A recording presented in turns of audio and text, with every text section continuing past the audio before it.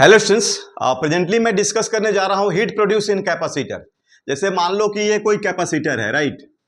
ये आपका कोई कैपेसिटर है, मान लो इसकी कैपेसिटेंस कितनी है, C है, और इसको आप भी पोटेंशियल डिफरेंस अप्लाई करके इसको चार्ज कर रहे हो, ठीक है। ये आपका चार्ज हो गया, आपका ये मान लो प्लस क्यू है और ये माइनस क्यू है। यहाँ का जो वोल्टेज है वो V हो गया और यहाँ का आपका 0 हो गया, ठीक है। अब करना क्या है तुम्हें, इसको बैटरी को हटा दो, ये अब सेल को हटा दो और यहाँ पर एक रेजिस्टेंस अटैच कर दो, ठीक है। जैसे कि मान लो कि ये अब आपका चार्ज हो गया, ये plus plus plus minus minus minus, और ये आपका हो गया रेजिस्टेंस R, ठीक है। तो अब क्या होने वाला है, ठीक है। अब ये इसमें देखो, यहाँ का वोल्टेज क्या है, V है और यहाँ का आपका 0 है, ठीक है। चार्ज हो चुका है, इस पर चार्ज आपका CB होगा, प्लस CB, और इस पर आपका माइनस CB होगा, ठीक है। तो अभी हम लोग ऐसा करने वाले हैं कि इसमें देखो यहां से अब क्या होगा, ये डिस्चार्ज होना शुरू होगा, इसमें करंट डेवलप होगा I, ठीक है, और इसमें तुम्हारा हीट डेवलप होगा H। तो ये 0 टू इन्फिनिटी में आपको इसकी वैल्यू निकालनी है, ठीक है। 0 टू इन्फिनिटी में आपका इसका वैल्यू निकालना है, ठीक है बच्चों। तो कैसे करेंगे, तो यहां तो देखो करंट जो है ना, I इज इक्वल टू क्या होगा, E by R e to the power minus t by tau, और टाउ का जो वैल्यू होता है CR होता है। इसको हम लोग क्या बोलते हैं, इसको हम लोग टाइम कांस्टेंट बोलते हैं। क्या बोलते हैं बच्चों, इसको बोलते हैं time constant, right.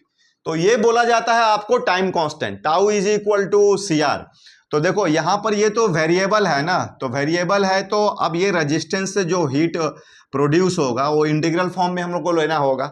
H is equal to क्या, I स्क्वायर R dt, और 0 टू आपका इन्फिनिटी, ठीक है। इसको सॉल्व करते हैं मैथमेटिकली और देखते हैं कि इसके वैल्यू हम लोग का कितना आ रहा है, ठीक है। तो कैपेसिटेंस आपका क्या है, C है, ठीक है ना। अब देखो इसमें ऐसा करो, सॉल्व करो इसको।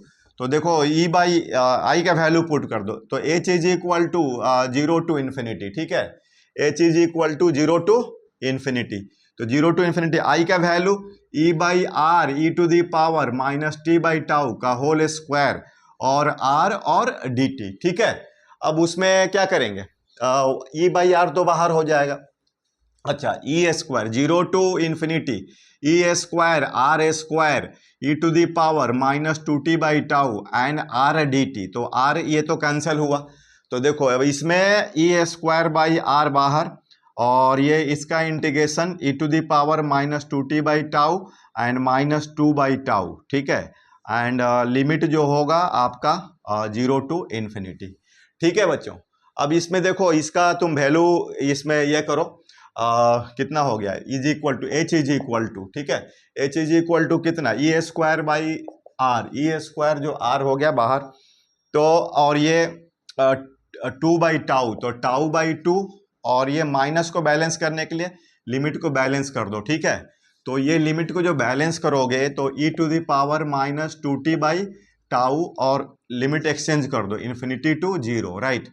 तो अब देखो इसको सॉल्व करके कितना हो जाएगा, टाउ का वैल्यू CR, तो E स्क्वायर R और CR बाई 2, और 0 पुट करोगे यहाँ पर तो 1 हो जाएगा, और minus infinity 1 by e to the power minus infinity, ये क्या हो जाएगा, ये आपका 1 by e to the power infinity, तो ये तो हो गया 0। तो ये देखो कितना वैल्यू हो गया आपका। अब ये वैल्यू सॉल्व करो, E square R CR by 2, तो ये आपका E स्क्वायर मतलब 1 बाई 2 CE स्क्वायर, तो ये तो इनिशियल एनर्जी स्टोर्ड हो गया ना। क्या हो गया आपका, इनिशियल एनर्जी स्टोर्ड हो गया, इनिशियल एनर्जी स्टोर्ड। तो ये हम एक एज ए रिजल्ट भी दिमाग में ले सकते हैं कि 0 टू इन्फिनिटी में आपका जो ये H है आपका U इनिशियल जो होता है, शुरू में जो चार्ज एनर्जी स्टोर्ड हुआ है उसी के बराबर होगा। Okay, thank you.